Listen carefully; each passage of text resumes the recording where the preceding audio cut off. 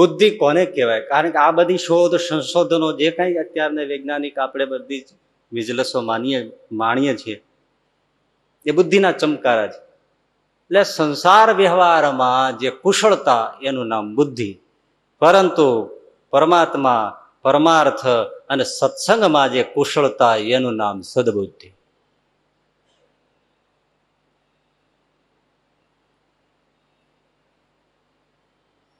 અને સદબુદ્ધિ સત્સંગમાં જ પ્રાપ્ત થાય. એ શાળા કોલેજો યુનિવર્સિટીમાં સદબુદ્ધિ ના મળે. બુદ્ધિને માટે સ્થાન શાળા કોલેજ, સદબુદ્ધિને માટે સત્સંગ જ પાઠશાળા છે. ત્યાંથી જ સદબુદ્ધિ પ્રાપ્ત થાય, બીજો કોઈ રસ્તો. અને એ સદબુદ્ધિ કે જે પરમાત્માને, સત્સંગને, પરમાર્થને, સત તત્વને સમજી શકે, પામી શકે, આચરી શકે, એનું નામ સદબુદ્ધિ. એટલે સમજીને શબ્દ મૂક્યો છે. શાના પછી? કે મૂળ જહી ધનાગમ તૃષ્ણા કુરુ સદબુદ્ધિ મનસી વિતૃષ્ણા. સદબુદ્ધિ હશે તો જ આગલું સમજાશે અને તો જ જીવનમાં આવશે. શું? કે ધનની તૃષ્ણા છોડો. ધન આવશ્યક નથી સુખી થવા માટે. ધનનો ત્યાગ જ સુખ આપે છે. એ સદબુદ્ધિ વગર નહીં સમજાય. ધનની તૃષ્ણા છોડી દો, ધનની તૃષ્ણા છોડી દો,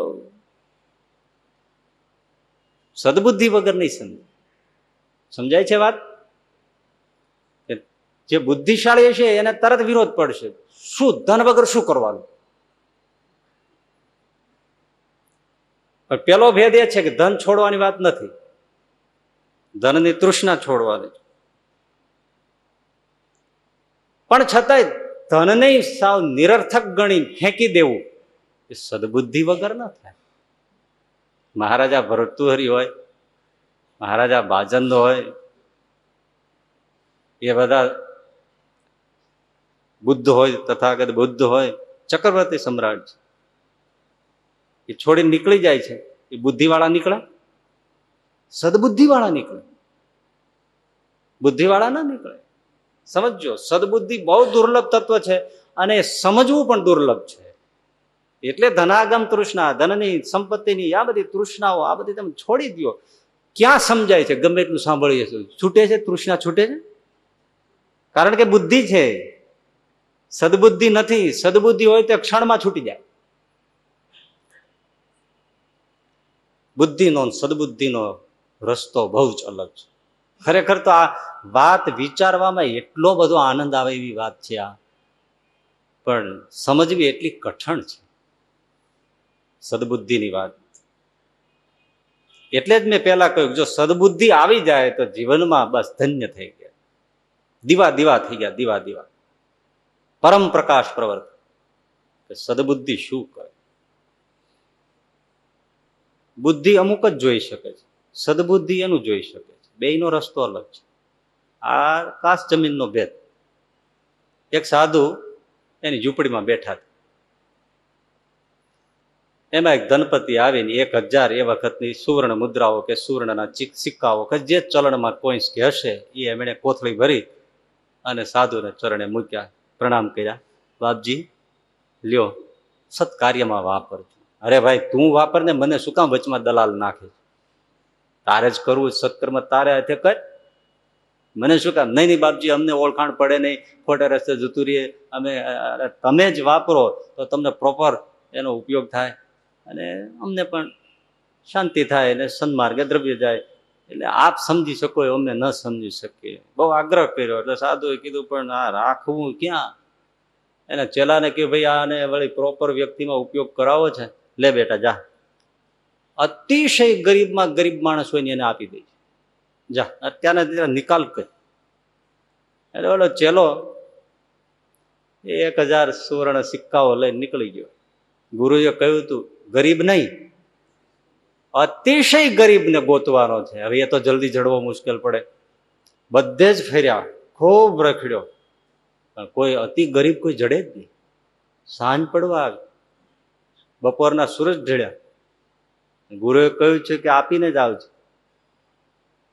એમાં એ પાછો ફરતો હતો, ત્યાં રાજાની સવારી નીકળી. લાવ લશ્કર, સરસેનાપતિ સાથે, હથિયાર પડિયાર બધું, નોબત નગારા ગળે, અબદાગીરી છત્રા ચામર, જય જય જય જય જય ઘોષ થાય. કોઈને પૂછ્યું આ શું છે? તો કે મહારાજા બીજા રાજ્ય ઉપર સવારી કરવા, ચડાઈ કરવા જાય છે, એ પ્રદેશને જીતશે એમ, ધનપજાણ ભરશે. હા, બહુ સરસ. દોડ્યો સાધુનો ચેલો હોય એકદમ, અને વેલાને કે રૂકો રૂકો મહારાજ. હાથી જ ઉભો રાખ્યો. સમ્રાટ સાધુને આદર આપે. આમણે 1000 સોનાના સિક્કાની કોથળી હતી ને, એ પેલા હાથી ઉપર પેલા રાજાના ખોળામાં ઘા કરી, લેજો મહારાજ, આ તમને દાનમાં આપું છું. એટલે અમારે સાધુ સંતોને આપવાનું હોય, તમારું દાનમાં લેવાનું? તો કે ના, મારા ગુરુએ કહ્યું હતું કે ગરીબમાં ગરીબ, અતિશય ભિખારીમાં ભિખારી હોય એને આપીને આવજે. હું ભિખારી? તારા જેવો કોઈ ભિખારી નહીં. માંડ જડ્યો 4 વાગે.